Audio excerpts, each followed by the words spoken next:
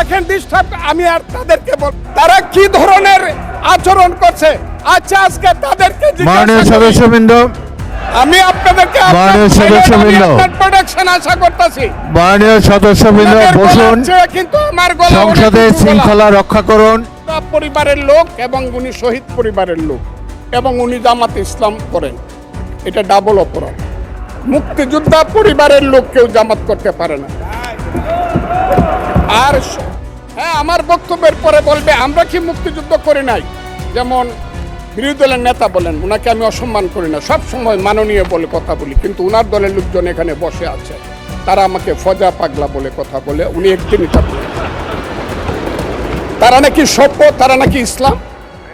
এবং উনি যে বলতেছে, ওই দিন বললো যে আমার দাড়ি পাকা, আমার চোখের সমস্ত পাকা, উনি আমার চেয়ে 10 বছরের ছোট, আমার বয়স 78 বছর, আমি 48 সনে জন্মগ্রহণ করেছি, উনি 58 সনে জন্মগ্রহণ করেছে। কথাটা মাননীয় সদস্য, আমি ওনাকে, আপনাকে কেউ এই ধরনের উক্তি করেছে আপনার সম্বন্ধে? এরকম তো সংসদে কেউ বলে নাই তো এরকম। না বলছি করেছে, আপনি কেন নিজের টেনে করেছে আছে এখানে উপস্থিত। আমি আজকে আপনাকে বলতে চাই, বলতে থাকেন, আপনি বলতে থাকেন।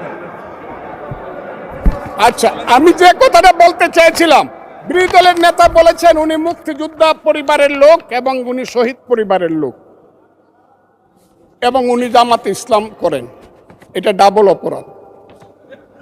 মুক্তিযোদ্ধা পরিবারের লোক কেউ জামাত করতে পারে না। আর শহীদ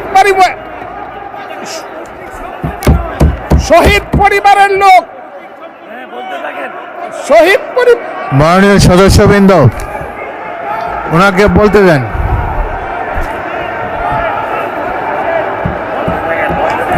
শহীদ মাননীয় সদস্যবৃন্দ, অর্ডার। আপনারা শৃঙ্খলা রক্ষা করুন। মাননীয় সদস্যবৃন্দ, সংসদে শৃঙ্খলা রক্ষা করুন। মাননীয় সদস্য ফজলুর রহমান, আপনি শেষ করুন, কষ্ট পাইতেছেন, বক্তব্য শেষ করুন। আমি আবারও বলে রাখলাম, শহীদ পরিবারের লোক তো জামাত করতেই পারে না, আর জামাত করলে ডাবল অপরাধ করতেছে। 2, তাহলে স্বীকার, তাহলে আমি আপনাদেরকে বলি, মাননীয় সদস্যবৃন্দ, আমি এক সেকেন্ড, মাননীয় সদস্য ফজলুর রহমান বসেন। আপনি বলতে থাকেন, বলতে থাকেন। আমি আপনাদেরকে মাননীয় সদস্যবৃন্দ, প্রোডাকশন আশা করতেছি। মাননীয় সদস্যবৃন্দ বসুন। কিন্তু আমার গলা, সংসদে শৃঙ্খলা রক্ষা করুন। ওনার গলা, আমি কিন্তু ওনাদেরকে খারাপ কিছু বলি নাই। বসেন।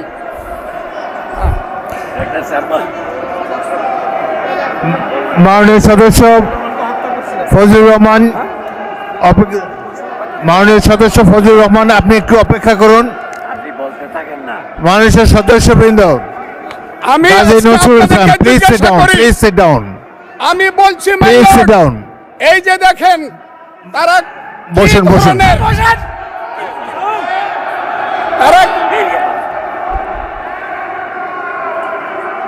তারা কি ধরনের আচরণ করছে আচ্ছা আজকে তাদেরকে, মাননীয় সদস্যবৃন্দ, মাননীয় সদস্যবৃন্দ, একটু মনোযোগ দিয়ে আমার কথাটি শোনার চেষ্টা করুন।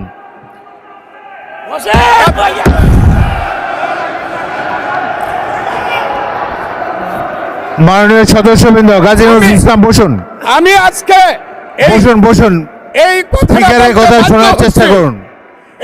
মাননীয় সদস্যবৃন্দ, একটা কথা আপনারা মনোযোগ দিয়ে শুনেন। সংসদে প্রত্যেক সদস্যের, ফজলুর রহমান একটু ওয়েট করেন। মাননীয় সদস্য ফজলুর রহমান ওয়েট করেন। Hold on for a second, একটু অপেক্ষা করুন। আমাদের নেতা জিয়াউর রহমানকে পাইলো এরা হত্যা করতো 16 ডিসেম্বরের আগে। মাননীয় সদস্য ফজলুর রহমান অপেক্ষা করুন। আমার শেষ, আমাকে হোল্ড অন ফর 2 মিনিটস। দেখেন ডিস্টার্ব, আমি আর তাদেরকে মাননীয় সদস্যবৃন্দ, এটি বাংলাদেশের জাতীয় সংসদ। এখানে প্রত্যেকেই নির্বাচিত হয়ে এসেছেন, প্রত্যেকেরই এখানে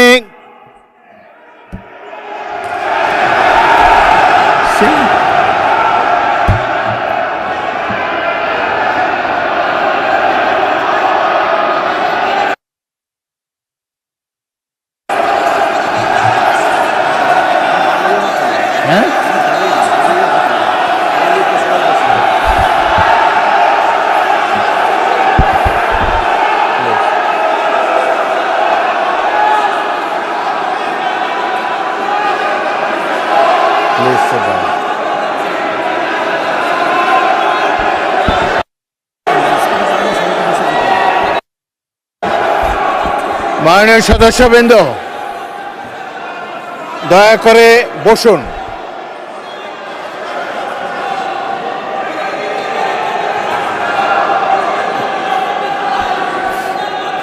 মাননীয় সদস্যবৃন্দ বসুন, বসুন বসুন প্লিজ।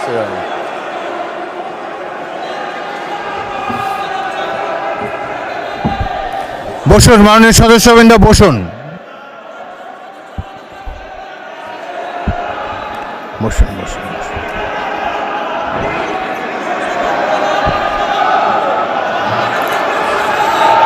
মাননীয় সদস্যবৃন্দ, মাননীয় বিরোধী দলের নেতা, আমি বলি তারপরে আপনি বলেন। মাননীয় সদস্যবৃন্দ, এটি আপনারা সবাই, মাননীয় সদস্য ফজলুর রহমান আপনি বসেন, বসুন, আপনি বসুন, আপনার সুযোগ দেওয়া হবে বক্তব্য শেষ করার জন্যে। মাননীয় সংসদ সদস্যবৃন্দ, সারা জাতি দেখছে, লাইভ টেলিকাস্ট হচ্ছে, সবাই আপনারা নির্বাচিত সদস্য, এখানে সবাই জনগণের ভোটে নির্বাচিত সদস্য। আমি প্রতিদিনই বলি যে রুলস অফ প্রসিডিওর বইটা একটু পড়েন। যদি এই সংসদ যদি বিধি মোতাবেক পরিচালিত না হয়, এটি আর জাতীয় সংসদ থাকবে না। অতীতে জাতীয় সংসদ সম্পর্কে অনেক তিক্ত অভিজ্ঞতা আছে। প্রথমে নজমুল হুদা তৎকালীন মাননীয় সদস্য একটা বক্তব্য করলেন, সদস্যরা ওয়াকআউট করে চলে গেলেন, আমরা ভাবলাম যে আধা ঘন্টা পরে ফিরে আসবে। ওই বয়কট 2 বছর চলেছে। সুতরাং সামান্য কারণে উত্তেজনা সৃষ্টি করা ঠিক নয়। প্রত্যেকেরই বাক স্বাধীনতা আছে। প্রত্যেক সদস্য এখন ইভেন 370 বিধিতে দলীয় হুইপ নেগলেক্ট করে, উপেক্ষা করেও ব্যক্তিগত মতামত এখন সবাই দিতে পারেন। এখানে প্রত্যেকেরই বাক স্বাধীনতা আছে। যদি কোনো সদস্য, সরকার দলের সদস্য আর বিরোধী দলের সদস্যের মত এক হবে, এমন তো হতে পারে না। এই জন্যই একটি সরকারি দল, একটি বিরোধী দল এখানে আছে, জনগণই এভাবে নির্ধারিত করে দিয়েছে। যদি সরকারি দলের কোনো সদস্য তার বক্তব্যে আপনাদের আপত্তি থাকে, আপনারা এরপরে তো plenty of time is there, আপনারা তার বিরুদ্ধে তিনি যা বলেছেন সেই যুক্তি খণ্ডন করুন। তিনি ভুল বললে তাকে পাল্টা অভিযোগ করেন তার বিরুদ্ধে। কথা বলার সময় তো সুযোগ আছে, কিন্তু এই যে শিশুরাও লজ্জা পাবে এই ধরনের, যদি বয়স্ক শ্বশ্রুমণ্ডিত ব্যক্তি, বয়স্ক যারা অলরেডি দাদা হয়ে গিয়েছেন, তাদের নাতিরাও হয়তো এখানে গ্যালারিতে বসে দেখছে, তারা কি ভাববে এটা সম্পর্কে। আরেকটি জিনিস হলো, সংসদে স্পিকার যখন দাঁড়ায় তখন এটি অবশ্য কর্তব্য সবাই এখানে বসে পড়বেন। যদি আমাকে তো আপনারাই তো আমাকে স্পিকার বানিয়েছেন, আমি এই সংসদের কাস্টোডিয়ান, অভিভাবক। যদি চেয়ারের প্রতি এই সম্মান আপনাদের না থাকে, তাহলে জাতীয় সংসদের প্রতি মানুষের কোনো রেসপেক্ট থাকবে না আগামী দিনে।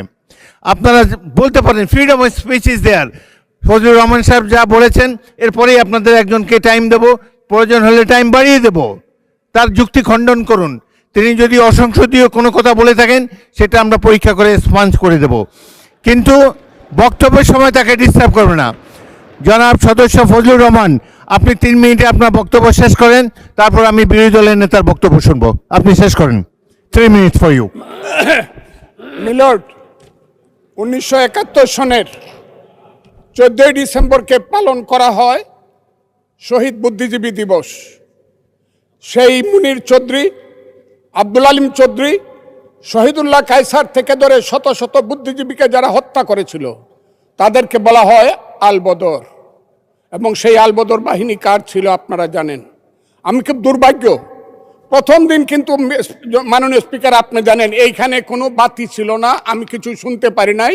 এই হাউজে প্রস্তাব হয়েছে তাদের ব্যাপারও শোক প্রস্তাব হয়েছে। আমি একা হইলেও এটা প্রতিবাদ করতাম, কিন্তু যেহেতু আমার দল এটা করছে আমি চুপ করেছিলাম। আমি কথাটা খুব ক্লিয়ার। কিন্তু এই সংসদ সম্পর্কে আজকে না হলো কালকে না হলো পরশু, না হলে ইতিহাসে ভুল বার্তা যাবে যদি আমরা যুদ্ধ অপরাধের ব্যাপারে আমরা সুপ্রস্তাব নেই। আমার আরেকটা কথা মিলন, পুলিশের ব্যাপারে যে ইনডেমনিটি দেওয়া হয়েছে, সেই পুলিশ 5ই আগস্ট পর্যন্ত একরকম, কিন্তু 5ই আগস্টের পরে, যেমন আমি মুক্তিযোদ্ধা কমান্ডার ছিলাম, আপনি বীর বিক্রম ছিলেন, 16ই ডিসেম্বরের পরে শত শত রাজাকার আমার কাছে আত্মসমর্পণ করছে। আমি কাউকে হত্যা করি নাই, সবাইকে জেলে পাঠিয়ে দিয়েছি, তার বিচার হোক। আমার কথা হলো 5ই আগস্ট 2024 সনের পরে এই যে এত থানা লুট হয়েছে, এত পুলিশকে হত্যা করা হয়েছে, তারা তো তখন যুদ্ধ করে নাই, তারা তো নিরপরাধ। এত এত অস্ত্র গেল কোথায়? স্বরাষ্ট্রমন্ত্রী নিশ্চয়ই আমার নেতা, উনিও শুনছেন আমি কথাগুলো বলছি। 5ই আগস্টের পরে যে ঘটনাগুলো হয়েছে সেগুলো তো কোনো আইনে ইন্ডেমনিটি পাওয়ার কথা না। যদি 5ই আগস্টের পরে কোনো পুলিশ হত্যা হয়ে থাকে, থানা লুট হয়ে থাকে, অস্ত্র নিয়ে থাকে, সেটার জন্য তদন্ত হওয়া উচিত, দোষীদের বিচার হওয়া উচিত। আর 5ই আগস্টের আগে পুলিশ যা করেছে, তারা রাষ্ট্রীয় বাহিনী, তারা যদি অন্যায় করে থাকে, মরে গেছে, বিচার হোক। কিন্তু আমি মনে করি তারাও এই দেশের নাগরিক, পুলিশেরও মা বাবা আছে, তাদেরও সন্তান আছে, তাদের সন্তানও এতিম হয়েছে। রাষ্ট্র তাদের কাছে গিয়ে বলা উচিত, তোমার সন্তান যেভাবেই নিহত হয়ে থাক, আমরা তোমাদেরকে দেখব। আমার পুলিশের এই আইনটার ব্যাপারে হইল আমার এই কথা। আমি আজকে এই হাউজে দাঁড়িয়ে সর্বশেষ কথাটি বলবো। সর্বশেষ কথাটি হলো, আমার মাননীয় প্রধানমন্ত্রী, আমি যাকে ভীষণ শ্রদ্ধা করি, দেশকে উনি চালাতে পারবে না আমি জানি। দিনের পর দিন, মাসের পর মাস, যতই বাহিরে বাহিরে চক্রান্ত হোক, ভিতরে কিন্তু যতই ভালো মানুষ দেখাক, যতই এখানে বিএনপির বিরুদ্ধে দাঁড়াবার চেষ্টা করুক, এটা হবে না। কিন্তু আমার নেতা, সংসদ নেতা কিন্তু অনেক মহান কাজ করেছে। 78 জনকে 222 জনের সমান সমান ভাগ দেয়া কমিটি করেছে। আমি আমার নেতাকে বলবো, শেষ করেন মাননীয় সদস্য, শেষ করেন। তার মা কিন্তু একসাথে দুধ খাইছে, কিন্তু সিরাজউদ্দৌলা আর মোহাম্মদী বেগ কিন্তু এক না। মোহাম্মদী বেগ কিন্তু সিরাজউদ্দৌলাকে হত্যা করেছিল। এই কথাটি বলেই আপনাকে ধন্যবাদ জানিয়ে আমার বক্তব্য শেষ।